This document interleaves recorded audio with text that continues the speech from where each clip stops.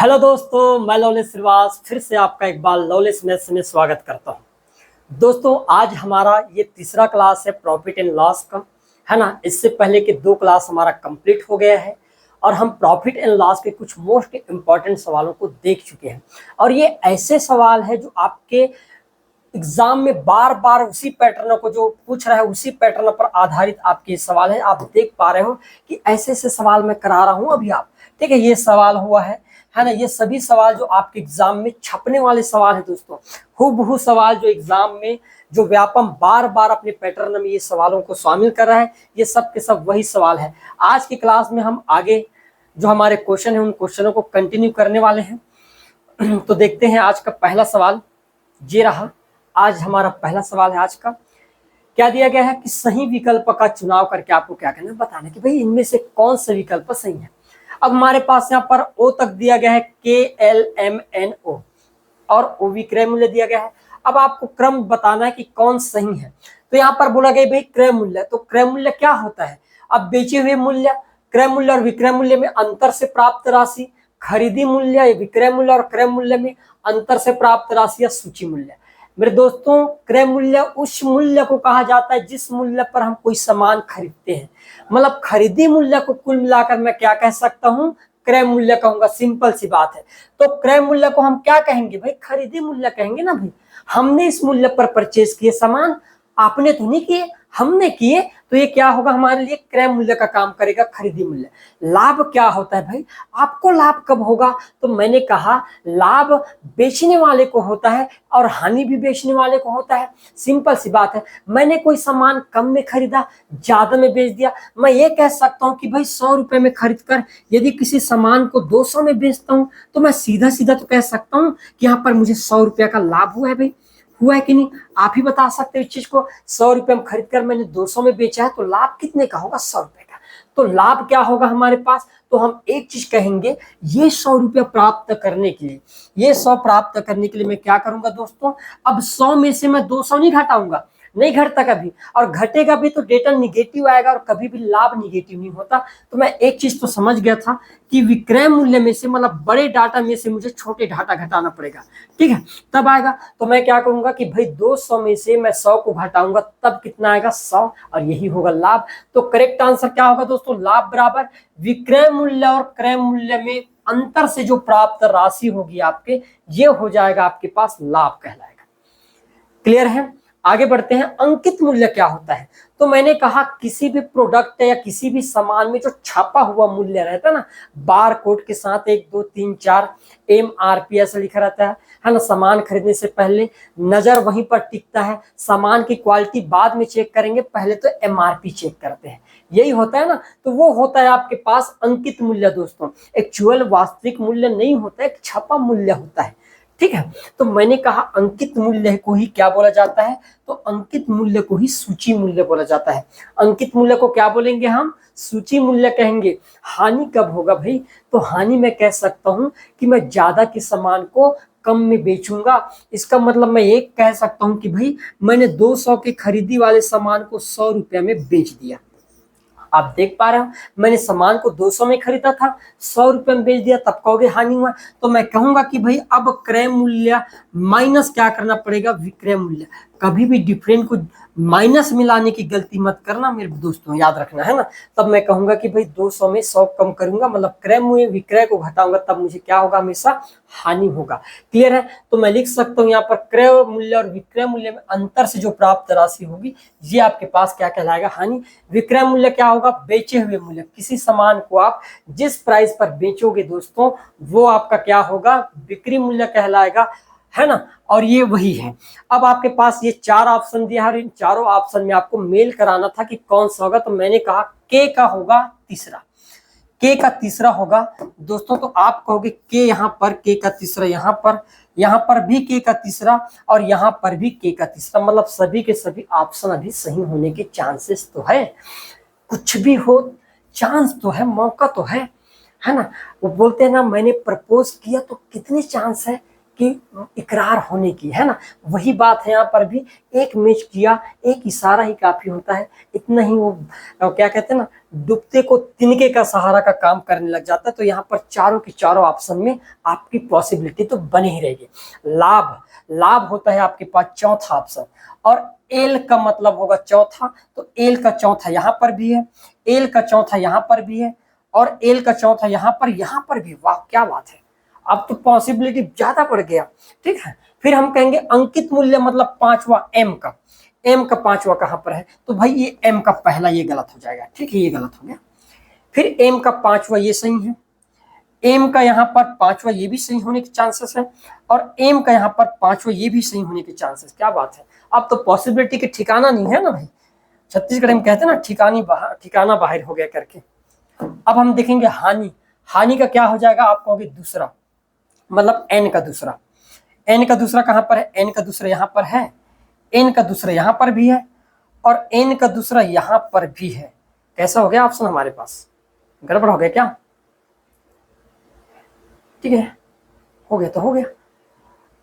एक हमने गड़बड़ पढ़े कहीं पर, एम का पांचवा, एम का पांचवा, ये तो गलत ही हो गया ना। एम का क्या था भी हमारे पास, अंकित मूल्य पांचवा था, तो ये भी सही है। ठीक है, ओ बच गया, और ओ का पहला होगा, तो ओ का पहला तो यहाँ पर भी ओ का पहला हो गया, यहाँ पर भी, और यहाँ पर एम का पांचवा, एम का पांचवा। एक ऑप्शन को चेंज करना पड़ेगा यार हमको, सब चीज कैसे मैच होने लगा, एक ऑप्शन तो पूरा मैच हो गया यहाँ पर, है ना। ये रिप्रेजेंट चेंज करना पड़ेगा, तो एक ऑप्शन हमारा क्या हो जाएगा, करेक्ट आंसर हो जाएगा। ठीक है, ये वाला ऑप्शन लेते हैं, को हम रिचेंज कर देते हैं, तो आपका ऑप्शन नंबर जो सी होगा दोस्तों, ये प्रिंटेड मिस्टेक है, छपाई के समय गड़बड़ी हुआ है। ठीक है, इग्नोर करते हैं। क्लियर आया समझ में, ये तो आपको समझ आ गया ना भी, ऐसे ऐसे हुआ है करके। ठीक, आगे बढ़ते हैं। देखो अगला सवाल फिर क्या दिया गया है, निम्नलिखित में से सही कथन का चुनाव करके बताना है, चयन करके बताना है। दो वस्तुओं के विक्रय मूल्य समान है, यदि उन्हें समान लाभ और समान हानि प्रतिशत में बेचा जाए तो हमेशा हानि होगा। मैंने कहा दो वस्तुओं के विक्रय मूल्य क्या है, समान है। दोस्तों मैं पहले भी बता चुका हूं कि जब दो वस्तुओं के एसपी बराबर हो जाए, पहली वस्तु और दूसरी वस्तु, इन दोनों के यदि मान लो विक्रय मूल्य क्या हो जाए, बराबर, विक्रय मूल्य क्या हो जाए, बराबर हो जाए, तो हमेशा हानि होता है। और हानि प्रतिशत का भी फार्मूला बताया था आपको, क्या होता है, एक्स स्क्वायर बटे 100 होता है। मान लो इसको x% की हानि पर और इसको x% के लाभ पर बेच दिया जाए, तब के केस में मैं बताया था कि दो वस्तुओं के विक्रय मूल्य बराबर होने पर एक को मान लो लाभ पर बेच रहा है और दूसरे को उतने ही प्रतिशत की हानि पर बेच रहे हैं, तो इस पूरे सौदे में आपको लाभ हो ही नहीं सकता।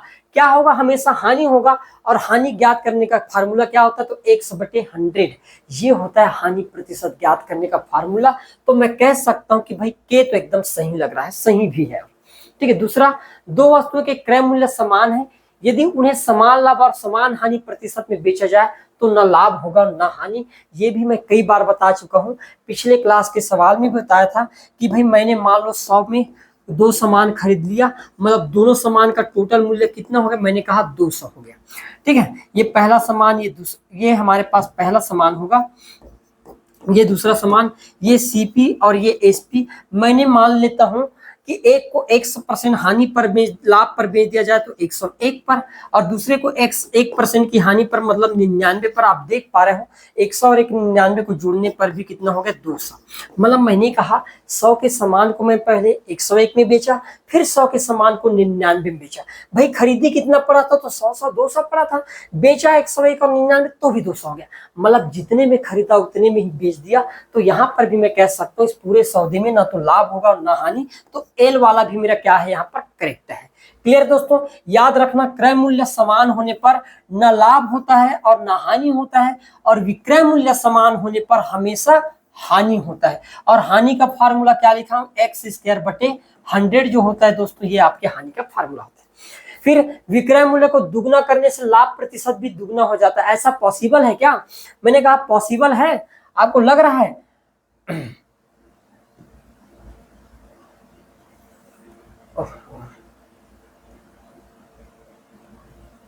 ठीक है, यहां पर बोला गया कि विक्रय मूल्य को दुगना करने से लाभ प्रतिशत भी दुगना होता है क्या? भाई एक चीज बताना, मुझे बात बताना है, मैंने कहा 100 रुपये में कोई सामान खरीदा और उसको मैंने 200 रुपये में बेच दिया।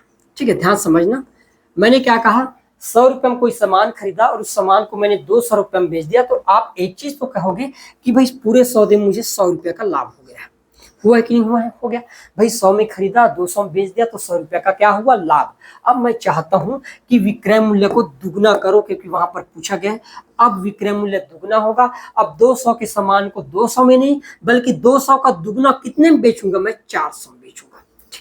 अब आपको लाभ कितने का होगा, भाई आप तो खरीदे 100 रुपए में हो, लेकिन अब बेच कितने में रहा है, 400 में। तो अब लाभ कितने का होगा, तो मैंने कहा 300 का होगा। अब भाई क्या हुआ, लाभ का दुगना हुआ क्या, नहीं, 3 गुना होना था। कितना होना था, 3 गुना। ये दुगना गलत है दोस्तों, इसलिए एम क्या होगा, गलत हो जाएगा। फिर हम देखेंगे क्रय मूल्य से विक्रय मूल्य के अधिक होने से लाभ होता है। क्या क्रय मूल्य से अधिक विक्रय मूल्य हो जाए तो लाभ होगा, तो बिल्कुल सही भाई बात है ना भाई। कम के सामान को ज्यादा में बेचूंगा तो लाभ तो होगा, इसमें कोई दो मत वाली बात नहीं है ना। सस्ता सामान को महंगा में बेचूंगा तो लाभ नहीं होगा, तो क्या होगा, क्या लगता है आपको, है ना, हानि हो जाएगा। ठीक है, हानि तो होगा नहीं यार। ये भी मेरा क्या है, एकदम सत्य है। तो कौन कौन से, तीनों सत्य हो जाएंगे मेरे। कौन सा, के, एल और एन कहां पर है भाई, के, एल, एन और एन। आपके पास ऑप्शन नंबर जो सी होगा मेरे दोस्तों, ये मेरा क्या हो जाएगा, यहाँ पर करेक्ट आंसर बनने वाला है। बिल्कुल नोट कर लो, छाप कर आने वाला है सवाल, है ना, छपने वाला है, प्रिंटेड भाई। ठीक है, आगे बढ़ते हैं। देखो अगला सवाल फिर, निम्नलिखित में से सही कथन को चुनकर आपको बताना था। बोला गया कि 1500 रुपए कीमत वाले वस्तु को 1600 रुपए में बेचने से प्राप्त लाभ 6.67% का है। ठीक है, तो लाभ प्रतिशत पूछा गया। तो मैंने कहा दोस्तों 1500 रुपये खरीदी, बेच दिया गया 1600 में, मतलब मैं कह सकता हूं कि यहाँ पर उस बंदे को जो भी हो उसको यहाँ पर 100 रुपये का तो लाभ हो गया। ठीक है, आपको पता है कि लाभ प्रतिशत बराबर क्या होता है, तो आप कहोगे लाभ बटे क्रय मूल्य होता है भाई, इंटू 100 होता है, यही होता है। लाभ 100 का हो गया, क्रय मूल्य कितना है, क्रय मूल्य आपके पास 1500 है, और परसेंट निकालने के लिए 100 का गुणा कर देंगे यार, और क्या है। तो 2 जीरो से 2 जीरो कैंसिल, 15 का पहाड़ा पढ़ो जरा, 15 छक्के 90, बच गया 10 और ये 15, 5 से कटेगा, 5 दिन 10, 5 दिया 15, मतलब सही है 6.67%। ठीक है भाई, है ना। पहला जो के है ये एकदम करेक्ट है। 1500 रुपए के सामान को यदि मैं 1600 रुपए में बेच देता हूं तो मुझे जो प्राप्त लाभ होगा कितने का होगा, 6.67% का तो होगा, एकदम सत्य है। फिर बोला गया है 800 रुपए में बेचने से हुई हानि उस वस्तु को 1100 रुपए में बेचने से हुए लाभ का आधा है, तो वस्तु का क्रय मूल्य क्या 900 होगा। मेरे दोस्तों ध्यान समझना मेरी बातों को। मैंने क्या कहा, मान लो किसी सामान को मैं 800 रुपए में बेचता, लेकिन तो मुझे हानि होता ना भाई, एक्स की हानि हो जाता, कितने की, एक्स की। लेकिन मैं इसी को 1100 में बेचता तो ये लाभ जो होगा वो हानि का क्या है, दुगना है, आधा है। बोला गया है लाभ का आधा है। यदि ये एक्स आधा है दोस्तों, तो 1100 बेचने पर तो 2x का फायदा हुआ होगा, मानते हो ना भाई। भाई एक्स आधा है तो इधर वाला कितना होगा, 2x होगा, ये प्रॉफिट है हमारे पास। अब आपके माइंड में आ रहा होगा कि x और 2x में डिफरेंट करेंगे, ये माइनस और ये प्लस, माइनस प्लस में अंतर करने पर हमेशा जुड़ता है, नोट करना। x और 2x को जोड़ दूंगा तो 3x, बताओ 800 और 1100 में अंतर करूंगा तो 300। भाई एक चीज बताओ, 3x का मान 300 तो x का मान 100 तो होगा, इसमें कोई दो मत वाली नहीं है। तो 8 में 100 जोड़ देंगे दोस्तों तो कितना हो जाएगा, 900।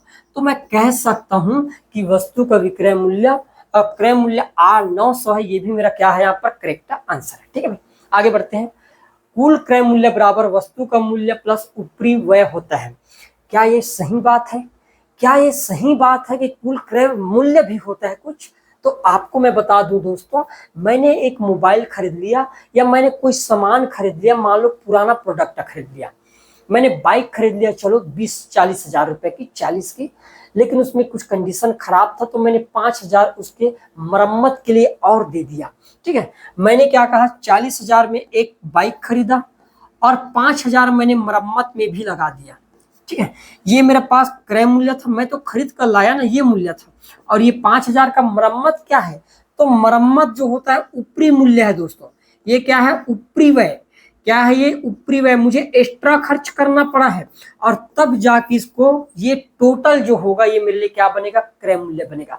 अब मैं किसी को बताऊंगा कि मैं कितने में खरीदा तो 40 नहीं कहूंगा, अब मैं कितना बताऊंगा 45 भाई, क्योंकि 5,000 भी तो सुधरवाने में लगा है। अब चलो सुधरवाने वाला कॉन्सेप्ट नहीं, मान लो मंगाते तो 5,000 जो चार्ज दे रहा हूँ वो तो भी आपके क्रय मूल्य में आ गया ना, ठीक है। तो ये एकदम सत्य है कि कुल क्रय मूल्य बराबर वस्तु का मूल्य और ऊपरी व्यय दोनों शामिल होता है। तो आपके पास ऑप्शन ए भी करेक्ट है। 500 रुपए की वस्तु को 400 रुपए में बेचने पर क्या 25% की हानि होती है? आप खुद निकाल कर बताओ। यहाँ पर भाई 500 के सामान को यदि मान लो मैं 400 में बेच रहा हूँ, यहाँ पर बता रहा हूँ ना भाई, 500 के सामान को 500 में खरीदा था, 400 में बेचा, तो आप कहोगे 100 रुपए का घाटा हुआ है। क्रय मूल्य कितना है 500, और परसेंट निकालने के लिए 100 से गुणा करते हैं, ये भी आप जानते हो। 2 जीरो से 2 जीरो कैंसिल, 5 का पहाड़ा पड़ो, 5 विषम 100, तो भाई 20% का हानि होना चाहिए था, 25% दिखा रहा है, इसका मतलब ये गलत है, ठीक है। तो कौन कौन सा सही है? के एल और एम, के एल एम और के एल और एम, ऑप्शन नंबर जो डी होगा मेरे प्यारे दोस्तों, ये मेरा यहाँ पर क्या होगा, करेक्ट आंसर बनने वाला है। क्लियर है भाई? आगे बढ़ते हैं, देखो अगला सवाल फिर। निम्नलिखित में से कौन सा कथन सत्य है, इसके आपको बताना था कि यहाँ पर कुछ फार्मूला लिख कर दे दिया गया है, उन फार्मूला में से कौन कौन से फार्मूला सही हो बताना था। एमआरपी क्या होता है? क्या एमआरपी का फार्मूला क्या होता है? अंकित मूल्य ज्ञात जब करना रहेगा तो हम क्या करेंगे, तो अंकित मूल्य गुणित 100 बटे 100 प्लस बट्टा, ये लाभ के केस में हो सकता है। किस केस में? लाभ। लेकिन बट्टा कभी भी पॉजिटिव नहीं आता, इतना आपको पता होगा। बट्टा घटाता है भाई, जुड़ता नहीं है, इसलिए तो मैं कहूंगा कि ये तो गलत होगा। तो एक्चुअल में एमआरपी का फार्मूला क्या था? तो मैं कहूंगा एमआरपी बराबर हो जाता है एसपी इंटू 100 बटे 100 माइनस बट्टा या डिस्काउंट, ये होता है दोस्तों एक्चुअल में एमआरपी का फार्मूला। यहाँ पर प्लस कर दिया गया है, इस कारण से ऑप्शन क्या हो गया, गलत हो गया। आया समझ में भाई? जब भी हम क्या करेंगे, अंकित मूल्य निकालेंगे तो विक्रय मूल्य प्राप्त होगा। मैंने कहा पेड़ में चढ़ने का रास्ता है तो पेड़ से उतरने का भी तो रास्ता होगा, ये वही रास्ता है और कुछ नहीं है। एमआरपी से एसपी प्राप्त होता है और एसपी से एमआरपी प्राप्त होता है, नोट करके रखना इस बात को। फिर नेक्स्ट दिया गया एसपी बराबर एमआरपी इंटू 100 माइनस बट्टा बटे 100। जब एमपी और मतलब कहने का मतलब जब एमआरपी और एसपी समझना है तो समझना, अंकित मूल्य और विक्रय मूल्य के बीच जब संबंध हो, इनके बीच जब रिलेशन की बात हो, तो जब रिलेशन हो दोस्तों तो हमेशा एक चीज याद रखना, विक्रय मूल्य का फार्मूला क्या होता है, तो विक्रय मूल्य बराबर मैं लिख देता हूं कि भाई अंकित मूल्य पर छूट देने पर प्राप्त होगा। तो छूट दिवा देते हैं ना भाई, 100 माइनस बट्टा जितने भी परसेंट का हो बटे 100 जो है, ये आपके पास फार्मूला विक्रय मूल्य का। किस केस में? जब अंकित मूल्य और विक्रय मूल्य के बीच कंपैरिजन हो, तुलना हो, रिलेशन बताए तब। तो भाई ये ऑप्शन तो मेरा एकदम करेक्ट है, इसमें कोई दो मत वाली बात नहीं है कि गलत होगा। याद रखना ये छपने वाले सवाल है भाई, मोस्ट इंपॉर्टेंट। यहाँ पर जितने भी मैं सवाल कराया हूँ, जितने भी सवाल कराऊंगा, ये सबके सब मोस्ट इंपॉर्टेंट सवाल है ना। व्यापम में हूबहू कॉपी होने वाले सवाल है, तो इन सवालों को देखकर बिल्कुल रट लेना है और साथ में इनके कॉन्सेप्ट को समझना बहुत इंपॉर्टेंट है दोस्तों, क्योंकि ये डेटा आपको कहीं नहीं मिलने वाला। क्लियर है? कहीं भी ढूंढ कर देख लेना, नहीं मिलेगा भाई, है ना। यदि सिलेक्शन लेना है तो भाई आपको पढ़ना तो पड़ेगा, है ना, तभी आपका सिलेक्शन होगा यार। और मैं चाहता हूं कि आप सिलेक्शन लें, ठीक है, मैं चाहता हूं कि आप टॉप करें, ठीक है। आगे देखते हैं, एसपी बराबर सीपी 100 प्लस बटे 100। अब मैं एक चीज भी बताया था कि जब क्रय मूल्य के साथ विक्रय मूल्य का संबंध हो, क्रय मूल्य के साथ विक्रय मूल्य, तो भाई विक्रय मूल्य का फार्मूला क्या होता है, तो विक्रय मूल्य का फार्मूला हो जाता है दोस्तों क्रय मूल्य गुणित 100, लाभ के केस में लाभ और हानि के केस में हानि, बटे 100। क्या ये सत्य है क्या? तो मैंने कहा ये भी मेरे पास एकदम सत्य है। तो दूसरा डेटा भी होगा दोस्तों, ये हमारा क्या होगा, करेक्ट होगा। ये दोनों करेक्ट है। भी लास्ट तक बात करें सीपी बराबर, तो भाई सीपी का फार्मूला क्या होता है, सीपी बराबर या क्रय मूल्य बराबर मैं लिख देना चाहता हूं, क्रय मूल्य बराबर होता है विक्रय मूल्य तो होता है, लेकिन ऊपर में 100 रहता है और नीचे में 100 प्लस लाभ या हानि जो भी रहे, ठीक है। तो यहाँ पर नीचे में 100 है जबकि ऊपर में 100 होना चाहिए था, तो ये ऑप्शन जो है आपके पास ये गलत हो जाएगा। तो कौन कौन सा सही हुआ, तो मैंने कहा एल और एम, केवल एल और एम। ऑप्शन नंबर जो डी होगा दोस्तों ये आपका क्या हो जाएगा, यहाँ पर करेक्ट आंसर हो जाएगा। और ये भी हूबहू छपने वाले सवाल है, एक एक डेटा है ना कंसिडर्ड करके डिजाइन किया हुआ सवाल है ना। मैं खुद यहाँ का जितने भी सवाल है उन सभी सवालों को डिजाइन किया हूँ, क्लियर है। तो बिल्कुल टेंशन लेने की जरूरत नहीं है, हर एक सवाल बहुत ही मोस्ट इंपॉर्टेंट है, क्लियर है। आगे बढ़ते हैं। आप देखो नीचे दिए गए कथन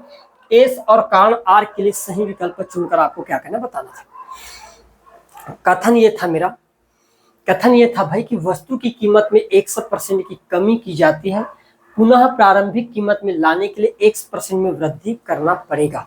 क्या ये बात सही है, ये कोई बात तर्क संगत लग रहा है आपको, लग रहा है कहीं से भी, ठीक है भाई मैंने कमी किया तो क्या वृद्धि करना पड़ेगा, तो मैंने कहा बिल्कुल आपको वृद्धि तो करना पड़ेगा, है ना भाई। मैंने एक चीज सोच लिया यहाँ पर, भाई मैंने 100 के सामान को मान लो हानि पर बेच दिया तो 80 पर बेच दूंगा, मतलब कितने परसेंट की हानि, तो आप यहाँ पर समझ गए कि भाई मैं 20% का हानि दिया हूं। अब मैं चाहता हूं कि अब मुझे पुनः 80 से 100 लाना है, तो मैंने कहा 20% की कमी तो था ही, अब मैं क्या करूंगा 80 के साथ कंपैरिजन करूंगा क्योंकि अब मैं कम से ज्यादा की ओर जा रहा हूं। तो अब मैं जब निकालूंगा दोस्तों into 100, तो आप कहोगे 20 से कटेगा, 20 एक कम 20, 20 चौक 80 और 4 एक कम 4 और 4 25 100, तो आप कहोगे कि वाकई में परसेंट में वृद्धि करना पड़ा है, क्लियर है। तो ये कथन तो एकदम अपने आप में क्या है दोस्तों, सत्य है, इसमें कोई दो मत वाली बात नहीं है कि सत्य नहीं है ना। प्रूफ करके बताओ सत्य नहीं है, हम भी देखें, ठीक है। आगे देखते हैं कमी का परसेंट का क्या फार्मूला, यही होता है। तो दोस्तों ये क्या फार्मूला है कमी के केस में, कमी के केस में प्लस नहीं होता, मैं लिखाया हूं कमी के केस में प्लस नहीं होता, वृद्धि के केस में होता है ना भाई। कमी हुआ है तो हम क्या करते हैं यहाँ पर कमी हुआ है तो कमी परसेंट बराबर होता दोस्तों कमी बटे 100 माइनस कमी इंटू कितना कर देते, 100 कर देते, इतना करना था। यदि हम करके भी देखेंगे तो आपका आंसर वही आने वाला है, जैसे मैं यहाँ पर करके बता रहा हूँ आपको कि भाई कमी 20 का हुआ है, ये मान लिया ना भाई 100 के सामान को 80 में बेच दिया तो कमी तो 20 का हुआ है। अब 100 में 20 घटाऊंगा तो 80 ना आएगा और गुणा करूंगा तो फलाना तो आएगा ही, ये वो फलाना है, क्लियर है। तो मेरा करेक्ट आंसर क्या है कि भाई ये गलत है, कारण यहाँ पर बिल्कुल तर्क संगत नहीं है, गलत है। तो कथन बस सही है लेकिन कारण गलत है। तो मैं कहूंगा आपके पास जो कथन है ये सत्य है लेकिन कारण यहाँ पर क्या है, असत्य है। ऑप्शन नंबर जो सी होगा मेरे दोस्तों, ये मेरे यहाँ पर क्या हो जाएगा, परफेक्ट आंसर हो जाएगा, क्लियर है भाई। आगे बढ़ते हैं नेक्स्ट सवाल की ओर। देखिएगा अगला सवाल फिर देखो अगला सवाल बहुत ही अच्छा सवाल है।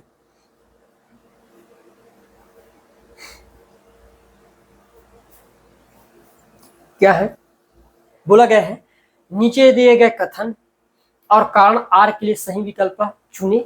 ए रुपए में बी वस्तु खरीद कर उसे बी रुपए में ए की दर से बेच देता है, जहां ए ग्रेटर देन है बी है बी से, तो हमेशा हानि होगा। क्या ऐसा पॉसिबल है, मैंने कहा ऐसा संभव है क्या।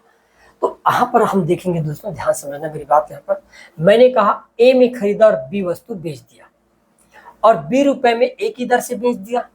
खरीदते समय क्रय करते समय मैं एक चीज कहा कि ए रुपए में मैं बी के भाव से खरीदा, ये आपके पास कीमत है और ये वस्तु की संख्या है। भाई ध्यान समझना मेरी बात, दिखाई दे रहा है ना सबको, सबको ठीक है। कमेंट करना दिखाई ना दे तो यार, इधर मैं सरका देता हूँ थोड़ा सा, अब तो दिखाई देगा। क्वेश्चन दिखाई देना भी चाहिए, क्वेश्चन भी तो दिखाई दे रहा है क्वेश्चन सबको, कमेंट करके बताइएगा, है ना। ठीक है, मैंने कहा ए रुपए में मैंने बी वस्तु क्या कर दिया, बेच दिया। अब मैं चाहता हूं कि ए और बी की वैल्यू चेंज कर दूं, ए की वैल्यू को 1 रुपए मान लेता हूं और बी की वैल्यू 2। मतलब मैं अब आपसे ये बोलना चाहता हूं कि मैंने 1 रुपए में 2 सामान खरीद कर लाया, ठीक है। 1 रुपए में कितने खरीद कर लाया, 2। और मैं चाहता हूं अब कि 1 रुपए में अब मैं क्या करूंगा, अब विक्रय करते समय बी में ए बेचेंगे, तो जब बेचेंगे विक्रय करेंगे तो यहाँ पर हमारा कॉन्सेप्ट क्या होगा, अब मैं 2 रुपए में कितने बेचूंगा, 1 वस्तु बेचूंगा। ध्यान समझो, मैंने क्या कहा, खरीदते टाइम मैंने 1 रुपए में 2 के भाव से खरीदा और बेचते टाइम 2 रुपए में 1 के भाव से बेचा। अब आप ही कहोगे दोस्तों कि भाई 1 रुपया में 2 क्या खरीद कर लाया था, कुछ लाए थे क्या? मैंने चलो मान लिया कि 1 रुपये में मैंने 2 टॉफी खरीद कर लाया। पहले 4-4 आना 8-8 आना वाला नहीं मिलता था क्या, याद आ रहा है कुछ? 8 आना वाला चॉकलेट आता था, आजकल तो खाते नहीं है लोग, है ना, महंगाई का जमाना आता है, अपना थोड़ा सा वो भी दिखाना रहता है क्रेज लोगों के सामने, है ना, कि अब 8 आना वाला चॉकलेट नहीं 10 रुपये वाला खाएंगे, ठीक है, ये भी जरूरी है ना, तभी तो बना रहेगा, थोड़ा मेंटेन भी तो करना रहता है, ठीक है। देखो मैंने 1 रुपये में 2 चॉकलेट खरीद कर लाया और मैंने 2 रुपए के 1 चॉकलेट बेच दिया, तो बताओ 2 चॉकलेट को बेचूंगा तो 4 रुपये नहीं मिलेगा क्या? भाई मिलेगा। यदि 1 चॉकलेट को मैं 2 रुपये में बेच रहा हूं, मतलब 2 चॉकलेट को 4 रुपये में, तो मैंने कहा कि तो हमेशा हानि होगा क्या? तो आप एक चीज बताओ कि भाई मैंने 1 रुपया में खरीदा था 2 चॉकलेट को और मैंने 4 रुपये में उसी 2 चॉकलेट को बेच दिया। भाई 1 रुपया में खरीदा था और 4 रुपये में बेच दिया, हानि लग रहा है जरा सा? नहीं ना, यहाँ पर तो लाभ होना था, यहाँ पर हानि दे दिया गया। मतलब कथन जो पहला है दोस्तों, ये मैं कहूंगा कि ये गलत है भाई, ये गलत है। लाभ होता, हानि नहीं होता। क्या होना था यहाँ पर? लाभ होना था, क्योंकि स्पष्ट दिख रहा है कि 1 रुपये में खरीद कर उसको 4 रुपये में बेचूंगा तो 3 रुपये का तो मुझे लाभ होना चाहिए, हानि तो कहां से होगा? होगा ही नहीं। लाभ या हानि वस्तु की संख्या पर निर्भर करता है। भाई लाभ और हानि वस्तु की संख्या पर निर्भर करे ऐसा जरूरी नहीं है। कौन से एंगल से लग रहा है कि लाभ और हानि क्या है?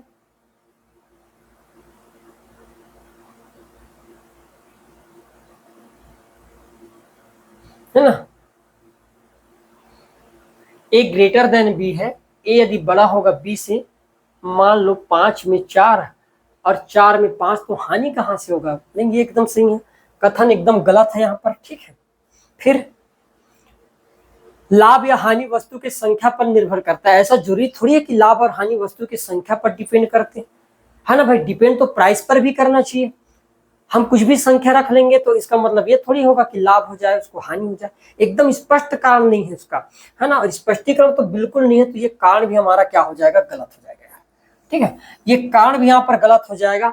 ऑप्शन में ऐसा कुछ नहीं है, यहाँ पर हानि की जगह लाभ होना चाहिए था या परफेक्ट कारण लिखा होना चाहिए था, ठीक है। तब इसका हम सटीक बताते हैं, एस गलत है, लेकिन ये भी आपके पास गलत है, तो इसको असत्य बना दो आप, है ना। सत्य को असत्य बनाना, है ना, कोई बहुत बड़ी बात नहीं है। तो इस हिसाब से यदि हम कहें कि कथन और कारण दोनों जो होगा दोस्तों, मैं लिख दिया हूं यहाँ पर, कथन भी गलत और उसका कारण भी गलत, दोनों के दोनों यहाँ पर क्या है? गलत है, ठीक है।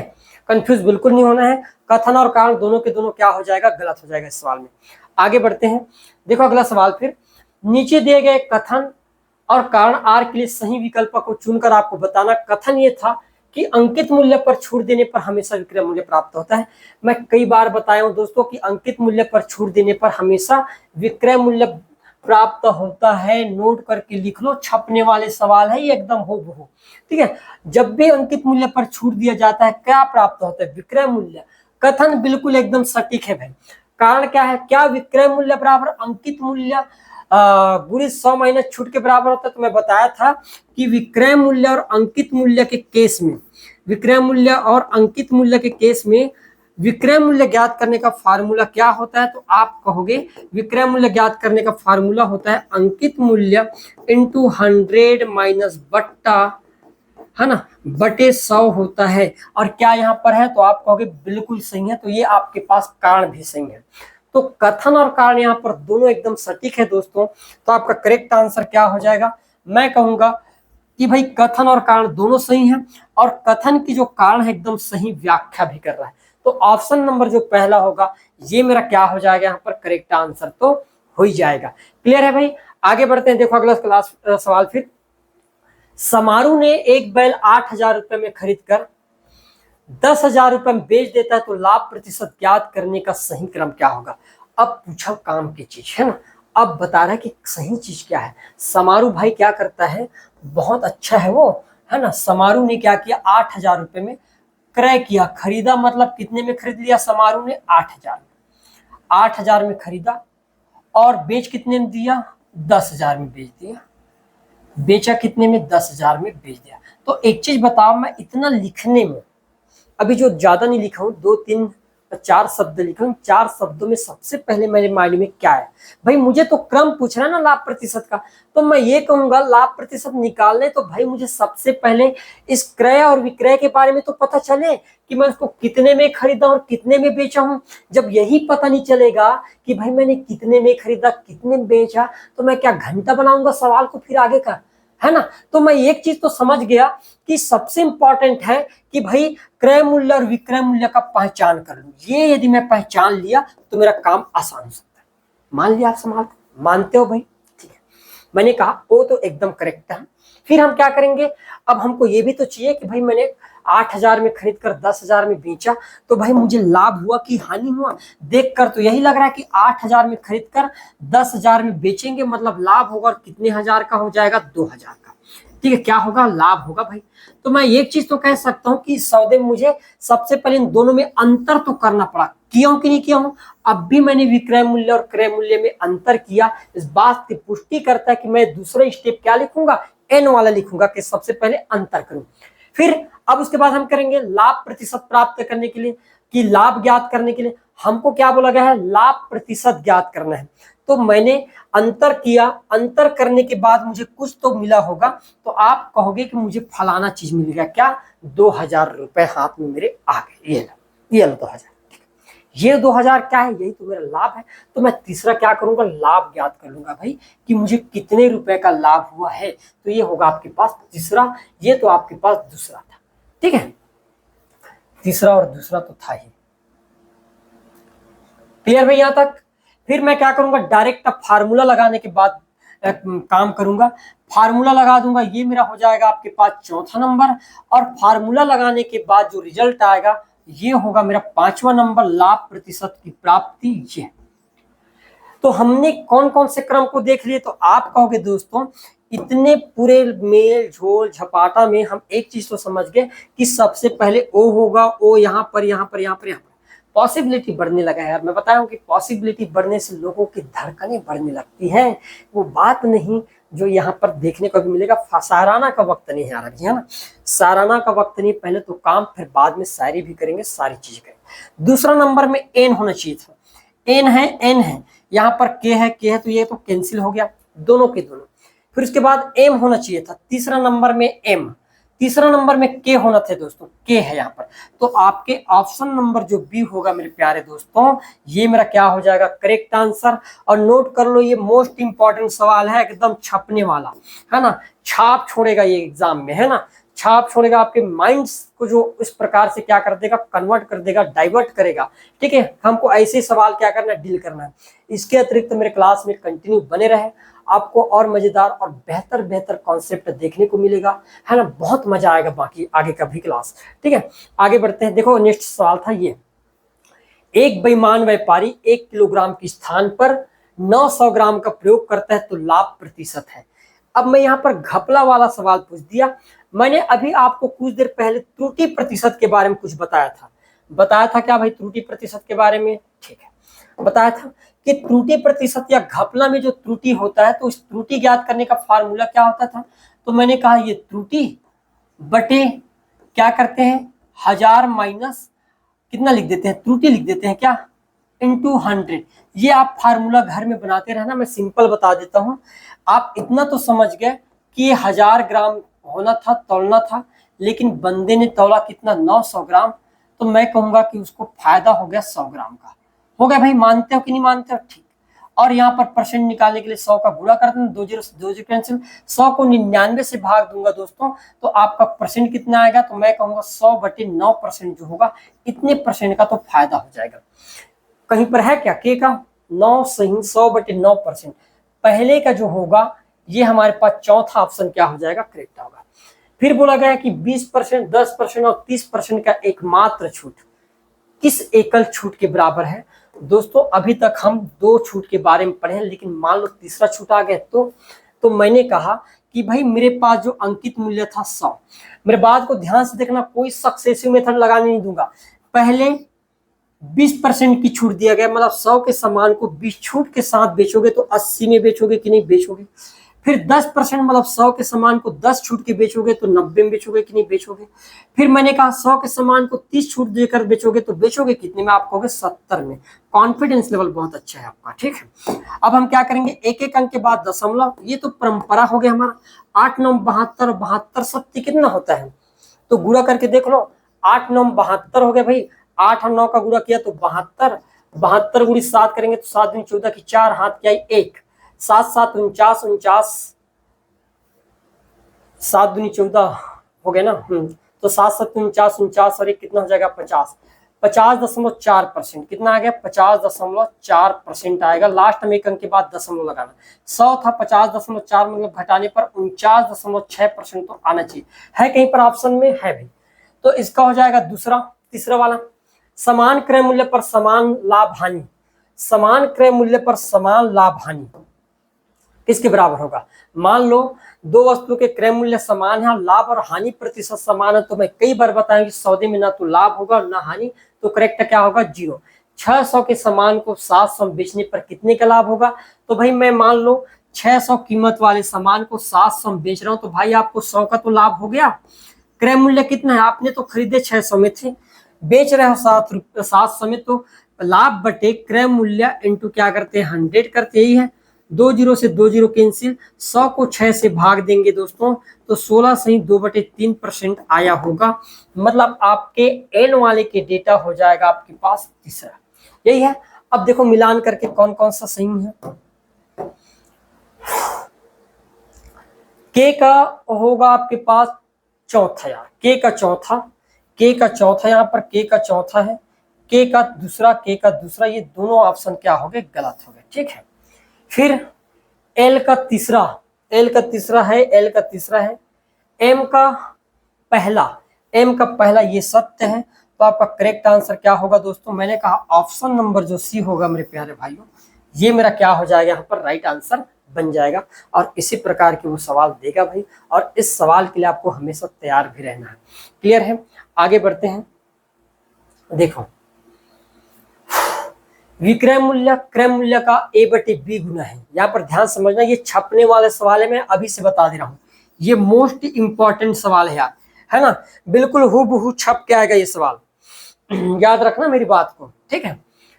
विक्रय मूल्य जो है क्रय मूल्य का कितना है A/B गुना हो तो हमेशा लाभ होगा, जहां A ग्रेटर देन है B से।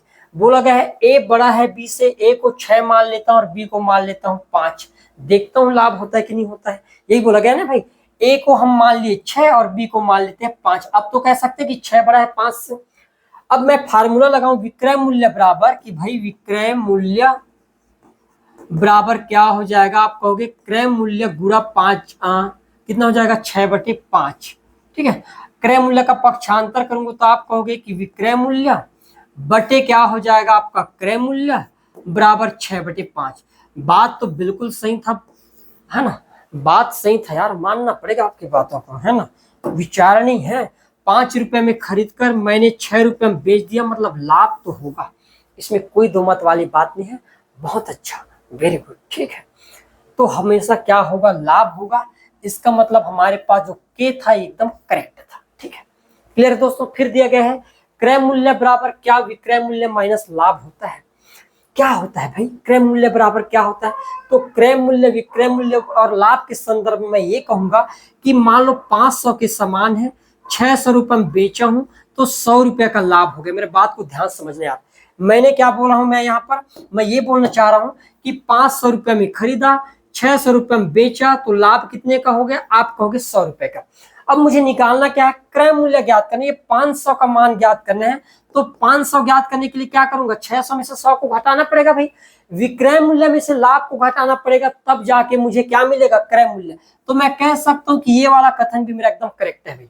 क्लियर है। फिर आगे देखेंगे लाभ बराबर क्या विक्रय मूल्य माइनस क्रय मूल्य, तो भाई लाभ बराबर, लाभ का ही कंडीशन ये होता है कि हमने कम के सामान को ज्यादा में बेच दिए, लाभ बराबर तो यही होता है ना, हम विक्रय मूल्य में हमेशा क्या करते हैं क्रय मूल्य को घटाते हैं। तो ये वाला कथन भी हमारा कथन क्या हो जाएगा पर भाई करेक्ट है, इसमें कोई दो मत वाली बात नहीं कि एकदम सत्य है। विक्रय मूल्य बराबर क्या लाभ प्लस क्रय मूल्य होता है। यदि मान लो विक्रय मूल्य बराबर लाभ प्लस क्रय मूल्य होता है, और ये लाभ के संदर्भ में दिया हो, किस संदर्भ में, लाभ के, याद रखना ये लाभ दिया है मतलब लाभ के संदर्भ में होगा, आप मत सोचना ऐसा कुछ। तो भाई एक चीज बताओ, मैं ये कहूंगा कि ये मेरे पास सीपी कितना था यहाँ पर, तो आप कहोगे कि मेरे पास सीपी 500, एसपी 600 और लाभ कितने का हुआ, 100 रुपए का। अब मैं चाहता हूं कि 100 को उठाकर इस साइड लाऊं पक्षांतर, तो पक्षांतर करूंगा तब हो जाएगा सीपी प्लस एल, क्योंकि भाई सीपी के साइड एल आएगा, माइनस के चिन्ह तो पॉजिटिव। अब मैं करूंगा 500 प्लस 100, तब जाके तो मुझे एसपी मिलेगा 600, मिलेगा कि नहीं मिलेगा, मतलब ये भी कथन सत्य है, तो मैं कहूंगा कि मेरा एन भी क्या है, सत्य है। तो अकॉर्डिंग टू क्या हुआ भाई, मेरे चारों के चारों जो कथन हुए जो भी हो ये मेरे सत्य है। मैं कहूंगा केवल के एल एम और एन, मैं तो आंख बंद करके मारूंगा इसको, ठीक है, बहुत प्यारा है, दिल छू लिया यार। ठीक है, आगे बढ़ते हैं, देखो अगला सवाल फिर यहां पर कथन और कारण वाला सवाल है, बहुत ही मैजिकल सवाल है, लिख कर ले लो भाई, छपेगा ये सवाल, है ना, लिख कर ले लो, लिख कर ले लो मतलब मैं लिख रहा हूँ, राइट बताओ, राइट, ठीक है, क्या है राइट।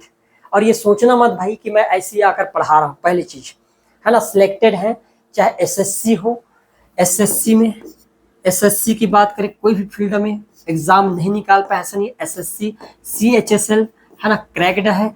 आरआरबी की बात करें तो आरआरबी में 2 बार सिलेक्शन, ठीक है, एक एएलपी में और एक आपके पास टेक्नीशियन में, साथ ही आपके अंदर व्यापम के अंतर्गत असिस्टेंट जो आपके पास टेस्टिंग असिस्टेंट होता है, इन पदों पर सिलेक्शन हुआ। तो आप ऐसे सोचना मत है ना कि ये क्या पढ़ा लेगा, ठीक है, बस बने रहिएगा, पूरे वीडियो को देखना है, लास्ट तक देखना है, बहुत मजा आएगा, आगे का जो सफर होगा दोस्तों वो बहुत ही खुशनुमा होगा, है ना। और मैं बहुत ही, अभी तो ठीक है शुरुआत है, अभी तो आगे देखना, फिर हम बहुत ही ज्यादा फिर वो करेंगे, ठीक है, क्या करेंगे भाई, मस्ती करेंगे क्या। 4 वस्तु का क्रय मूल्य 5 वस्तु के विक्रय मूल्य के बराबर है तो 25% लाभ होगा, लगता है आपको। मैंने कहा हो भी सकता है, क्या पता, यहाँ पर हो भी सकता है, इसमें कोई दो मत वाली बात नहीं है, अभी तो हम पहुंचे नहीं वहां तक, हम देखेंगे हमने क्या बोले यहाँ पर, मैंने क्या कहा, 4 वस्तु का क्रय मूल्य, मतलब मैं ये लिख सकता हूँ क्या दोस्तों, 4 वस्तु का क्रय मूल्य बराबर ये 5 वस्तु के क्या है, विक्रय मूल्य के बराबर, यही बोला जा रहा है।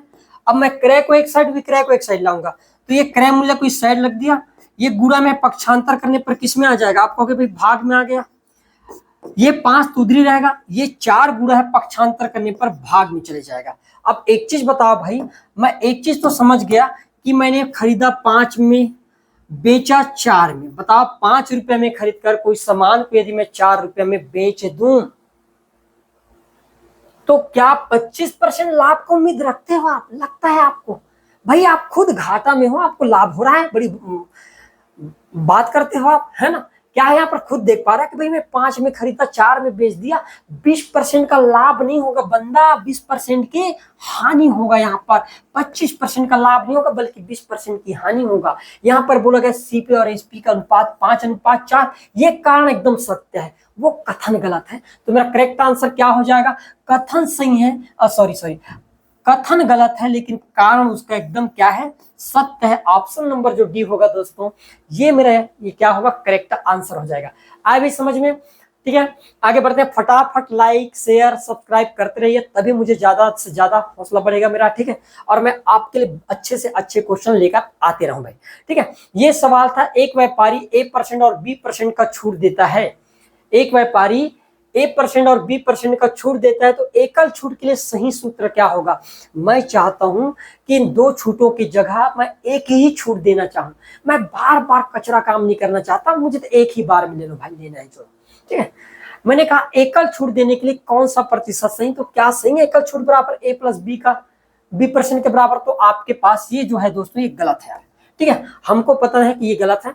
एकल छूट बराबर ये क्या होता है, A+B अपान 100, A+B अपान क्या हो जाएगा यहाँ पर 100, ठीक है, ये भी हमारा क्या हो जाएगा, गलत हो जाएगा, ऐसा कोई ऑप्शन नहीं है, ऐसा कुछ नहीं है भाई, ठीक है।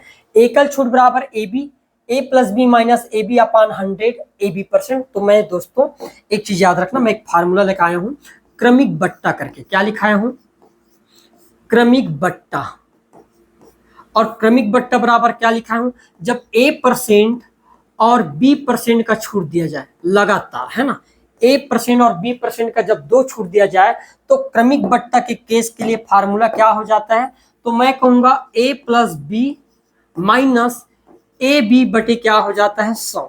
ये फार्मूला होता है दोस्तों, याद रखना नोट करके, ये इतने परसेंट का होता है। ये होता है हमारे पास क्रमिक बट्टा का फार्मूला। बिल्कुल एक एक चीज मोस्ट इंपॉर्टेंट कराया हूं मैं, एक एक चीज ना मैंने कहा। तो उस हिसाब से क्या ये एम वाला सही, ये तो आपके पास पहला के और एल दोनों तो गलत हो ही गया, क्या एम भी गलत होगा, तो मैंने कहा एक चीज तो मान लो कि एकल छूट का फार्मूला आपके पास एन तो है, जैसा कि फार्मूला में दिख रहा है। अब मैं चाहता हूं दोस्तों ध्यान समझना मेरी बातों को, क्योंकि व्यापम है और व्यापम ऐसा कई बार कर चुका है। यदि मैं कहूं कि ये क्रमिक बट्टा है, क्रमिक बट्टा के साइड भी मैं मान लो ए बी का गुणा कर दिया, इस साइड भी मैं ए बी का गुणा कर दिया, तो क्या मैं गलत कर दिया बताओ। यदि मैं दोनों साइड ए बी का गुणा कर दूं तो कौन सा ऐसा मैं पहाड़ तोड़ देने वाला काम कर रहा हूं, है ना, ऐसा क्या कर दिया हम। इस ऑप्शन में देखो एकल छूट या क्रमिक बट्टा इंटू ए बी है। इधर ये तो क्रमिक बट्टा का फार्मूला था ही, एक्स्ट्रा ए बी पुट कर दिया गया है ए बी। भाई मैंने एक साइड पुट नहीं किया, मैंने दोनों साइड किया। मानते हो आप इस चीज को। और जब कोई चीज दोनों साइड पुट करे मतलब उसकी वैल्यू में चेंज नहीं होगा। यदि मैं फलाना को 5 रुपए दे रहा हूं तो ठिकाना मतलब मुझे भी 5 रुपए दो, तब तो मैं कहूंगा कि अब ठीक है, संतुष्टि तो है कम से कम। तो ये संतुष्टि वाली बात है। तो मैं कहूंगा यहाँ पर भाई आपका एम भी सही है। क्या सही है, एम भी यहाँ पर सही है। तो हम कहेंगे केवल के सही है, केवल एन सही है, केवल एम और एन सही है, क्या सही है, तो मैं कहूंगा भाई केवल एम और एन जो होगा मेरे प्यारे दोस्तों, ये मेरा क्या हो जाएगा, करेक्ट आंसर तो हो गई। ठीक है, तो ऐसे सवाल पूछे जाएंगे और इन सवालों को बनाओगे भी ऐसे बनाना है। क्लियर है, आगे बढ़ते हैं। तो ये रहा हमारा कुछ मोस्ट इंपॉर्टेंट सवाल। बाकी हम नेक्स्ट नए चैप्टर या नए क्लास या नई कंसेप्ट के साथ अगले क्लास में हम मिलने वाले हैं दोस्तों। तब तक के लिए धन्यवाद, और वीडियो को कंटिन्यू देखते रहें, ज़्यादा से ज़्यादा सब्सक्राइब करें, है ना, शेयर करें, लाइक करें। और मैं चाहता हूं कि आप अपने मंजिल की ओर जल्द से जल्द पहुंचे और अपनी मंजिल में कामयाब हो जाए। क्लियर है, इन्हीं शुभकामनाओं के साथ आज का क्लास हम यहीं पर रोकते हैं, बाकी हम नेक्स्ट क्लास में मिलेंगे। क्लियर है दोस्तों, धन्यवाद।